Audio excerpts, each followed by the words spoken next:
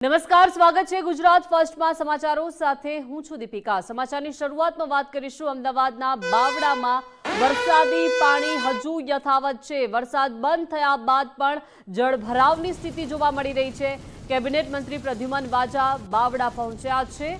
બાવડા માટે અત્યારે પાણી નિકાલની જે કામગીરી થઈ રહી છે તેનું નિરીક્ષણ કરવા માટે તેઓ પહોંચ્યા છે। બે મંત્રીઓને આ જવાબદારી સોંપવામાં આવી છે। સચિવ કક્ષાના બે અધિકારીઓને પણ બાવડામાં અત્યારે નિરીક્ષણ માટે જોવા મળી રહ્યા છે, કેમ કે બાવડામાં વરસાદી પાણી યથાવત છે। વધુ વિગતો સાથે સંવાદદાતા અર્પિત લાઈવ જોડાઈ ગયા છે। અર્પિત, અમદાવાદના બાવડામાં ધોધમાર વરસાદ બાદ હજુ પણ વરસાદી પાણીનો ભરાવ જોવા મળી રહ્યો છે અને કેબિનેટ મંત્રી પણ ત્યાં પરિસ્થિતિનો તાગ મેળવવા માટે ત્યાં પહોંચ્યા છે।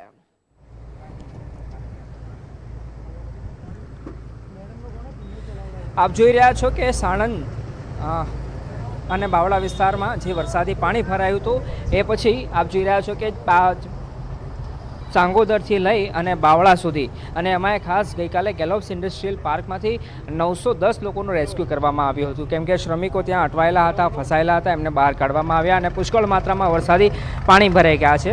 જેના પગલે તમે જોઈ રહ્યા છો કે અમદાવાદ જિલ્લા વહીવટી પ્રશાસન, અમદાવાદ પોલીસ પ્રશાસનની સાથે કેન્દ્ર સરકારના ગૃહ અને સહકારિતા મંત્રી, ગાંધીનગર લોકસભા બેઠકના સંસદ સભ્ય અમિતભાઈ શાહની સૂચના બાદ મંત્રી પ્રદ્યુમન વાજા અહીંયા પહોંચ્યા છે। સાથે સાથે સંજયભાઈ મહેડાને પણ જવાબદારી સોંપાઈ છે અને એના અનુસંધાને જ આપ જોઈ રહ્યા છો કે બે આઈએસ અધિકારી, સિનિયર આઈએસ અધિકારી કે જેઓ અમદાવાદ મહાનગરપાલિકા જેવા મોટા મોટા શહેરોમાં અનુભવી અધિકારીઓ છે, આઈએસ અધિકારીઓ, એમાં પી થેનારસન આઈએસ અધિકારી ઉપરાંત અમદાવાદ શહેર મ્યુનિસિપલ કમિશનર બંછાનિધિ પાની, એમની સાથે અમદાવાદ જિલ્લા કલેક્ટર ભવ્ય વર્મા, આ ઉપરાંત અમદાવાદ રેન્જ આઈજી રાઘવેન્દ્ર વસ્ત, અમદાવાદ જિલ્લા પોલીસ વડા, અમદાવાદ જિલ્લા વિકાસ અધિકારી પણ અહીંયા જોવા મળી રહ્યા છે અને ટ્રેક્ટર મારફતે આખી પરિસ્થિતિ કયા પ્રકારની છે તે અંગે માહિતી મેળવવાનો હાલ પ્રયાસ કરવામાં આવી રહ્યો છે।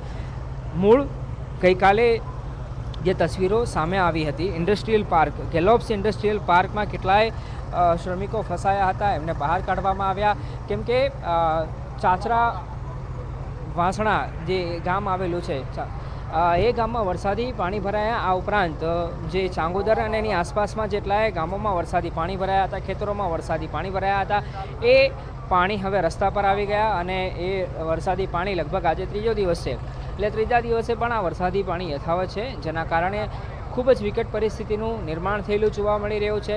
વરસાદી પાણી ક્યારે ઓસરશે એ હજુ નક્કી નથી, કેમ કે પુષ્કળ માત્રામાં વરસાદી પાણી બંને બાજુ ભરાયેલા જોવા મળી રહ્યા છે।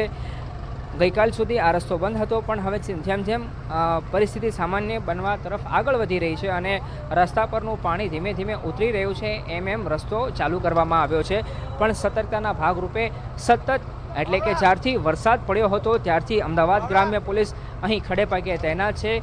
ખાસ બે અધિકારીઓને જવાબદારી સોંપવામાં આવી હતી, ડીવાયએસપી કક્ષાના અધિકારીઓને સાણંદ અને બાવળામાં, આ ઉપરાંત રેન્જ આઈજી અમદાવાદ, ગ્રામ્ય જિલ્લા પોલીસ વડા સહિત આખી ગ્રામ્ય પોલીસની ટીમ, આ ઉપરાંત વહીવટી પ્રશાસન એટલે જિલ્લા વિકાસ અધિકારી ઉપરાંત જિલ્લા કલેક્ટર, એ તમામ અધિકારીઓ સંકલન કરી અને આ વિસ્તારની પરિસ્થિતિનો તાગ મેળવવા માટેનો પ્રયાસ કરવામાં આવી રહ્યો છે।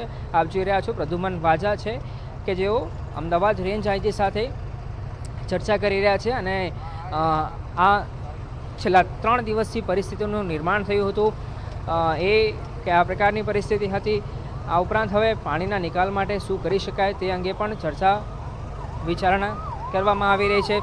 સાથે જ મહત્ત્વપૂર્ણ બાબત એ છે કે અહીંયા જ્યારે નિરીક્ષણ માટે તેઓ પહોંચ્યા છે ત્યારે આસપાસના વિસ્તારનો એક મેપ પણ એમની પાસે રાખવામાં આવ્યો છે, એટલે આખું જિયોગ્રાફિકલ કન્ડિશન સમજવાનો પણ પ્રયાસ થઈ રહ્યો છે અને ક્યાંથી પાણી આવતું હતું, ક્યાંથી પાણી આવ્યું અને હવે આ પાણી મુખ્ય રસ્તા પર પાણી છે, એ પાણીનો નિકાલ કેવી રીતે કરી શકાય એનો પણ ખાસ જાણવાનો પ્રયાસ કરવામાં આવી રહ્યો છે અને એ જ દિશામાં હવે આગળ કયા પ્રકારની કાર્યવાહી કરવી, શું એક્શન પ્લાન હોવો જોઈએ, એ તમામ બાબતો અંગે તાક મેળવવાનો પ્રયાસ કરવામાં આવી રહ્યો છે।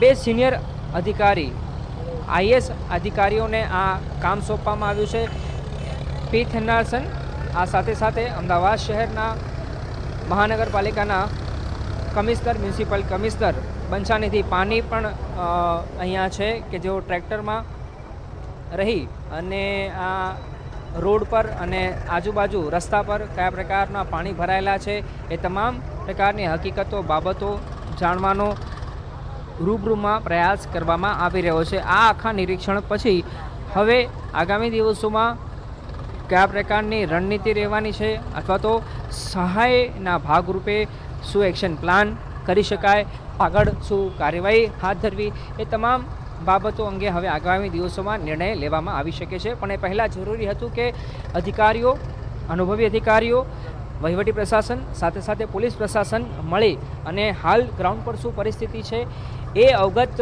થવાનો પ્રયાસ કરવામાં આવી રહ્યો છે. અને જેના ભાગરૂપે જ આપ જોઈ રહ્યા છો ટ્રેક્ટરમાં, કેમ કે આ રસ્તો એવો છે, રસ્તા પર પાણી એ હદ સુધીના છે કે જો ટ્રેક્ટર વાહન હોય તો સરળતાથી, આસાનીથી, વિના મુશ્કેલીથી અહીંયાથી પસાર થઈ શકાય. અને એટલા માટે જ ટ્રેક્ટરમાં મંત્રી, અધિકારીઓ, આઈપીએસ અને આઈએસ અધિકારીઓની હાજરીમાં બાવળા રૂટ પર જે પાણી ભરાયા હતા એ છેક ચાંગોદર એટલે કે અમદાવાદથી શરૂઆત કરી ચાંગોદર, મટોડા, પાટિયા, સરી પાટિયા કે જ્યાં મેલડી માતાનું મંદિર આવેલું છે, ગેલોપ્સ ઇન્ડસ્ટ્રીયલ પાર્ક છે કે જ્યાં પુષ્કળ માત્રામાંથી વરસાદી પાણી પાર્કમાંથી બહાર આવી રહ્યા હતા અને રસ્તો ક્રોસ કરી અને આગળના ગામડાઓમાં વહી રહ્યા હતા. એ સરી ગામ તરફ જે પાણી જઈ રહ્યા હતા તે અંગે એ પરિસ્થિતિનો પણ તાગ મેળવવામાં આવ્યો. અને હવે બાવળા તરફ આ અધિકારીઓ, મંત્રી પ્રદ્યુમન વાજા, આઈપીએસ અધિકારીઓ અને આઈએસ અધિકારીઓ બાવળા શહેર તરફ જઈ રહ્યા છે અને ત્યાં પણ શું સ્થિતિ છે એ જાણવાનો હાલ પ્રયાસ કરવામાં આવી રહ્યો છે. જી અર્પિતા, આભાર વિગત સાથે જોડાયા તે માટે. તો બાવળાના લોકોના હાલ બેહાલ થઈ ગયા છે. ગુજરાત ફર્સ્ટની ટીમ પણ ત્યાં ગ્રાઉન્ડ ઝીરો રિપોર્ટિંગ માટે પહોંચી છે અને અત્યારે મંત્રીઓ, ઉચ્ચ અધિકારીઓ પણ નિરીક્ષણ માટે પહોંચ્યા છે, કેમ કે પાણી નિકાલ માટેની કામગીરીનું અત્યારે શરૂઆત થઈ ગઈ છે. તેનું નિરીક્ષણ માટે તેઓ પહોંચ્યા છે. 2 મંત્રીઓને આ જવાબદારી સોંપવામાં આવી છે. સચિવ કક્ષાના 2 અધિકારીઓને અત્યારે બાવળામાં જવાબદારી સોંપાઈ છે. તેઓ પણ નિરીક્ષણ માટે પહોંચ્યા છે. વરસાદ બંધ થયો પરંતુ અત્યારે બાવળાની સ્થિતિ આપ જોઈ રહ્યા છો. બાવળાના લોકો, સ્થાનિક લોકોના હાલ બેહાલ થઈ ગયા છે.